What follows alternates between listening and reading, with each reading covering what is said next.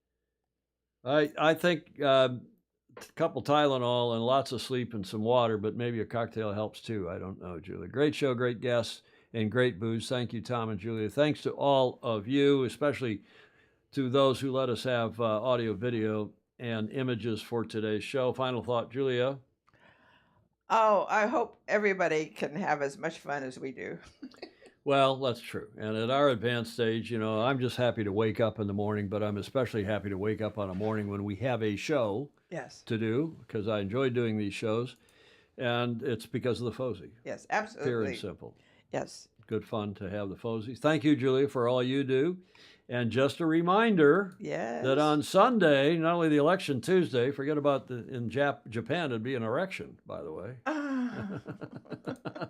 We have an erection on Tuesday in Japan. I know. No, we've got this bloody USA returns to standard time. One of my 2 least favorite days of the year. We return to standard time, so we will still be on at 1300 Pacific. Shouldn't be a big deal for those of you in Europe already off a year, so we're back to the normal delta, the distance between you. But here in the studio, we will continue to do it at 1300 Pacific Standard Time, which is 2100 now UTC, and that means it will be after the dust all clears. London, it's 2100. Central Europe time, 2200. You can sleep in Sydney. It's now 0800 in Sydney, and 10 in the morning the next day in Auckland, so you've got we're closer in time. We've fallen back. They're on summertime now, and I don't know what it is in South America. Ted Ryman, I don't know what time it is for you in Cape Town, but you can all figure it out better than I. Damn it, now I have to stay up an hour longer, Ted says. So will it be a half an hour after Croatian lunchtime then again? I don't know, Gordon Smith. Thanks, everybody. Thanks, Julia. We hope you have a great weekend wherever in the world you are. Celebrate tonight El Dia de los Muertos. Yes. El Dia, Los Dias de Muertos, whatever it is. Yeah. Can't turn off the election. I work the polls, then go south for the clock change. Enjoy the weekend. I will vote for women. Oops, no politics on Tuesday. Enjoy it. Thanks. Thanks, everybody.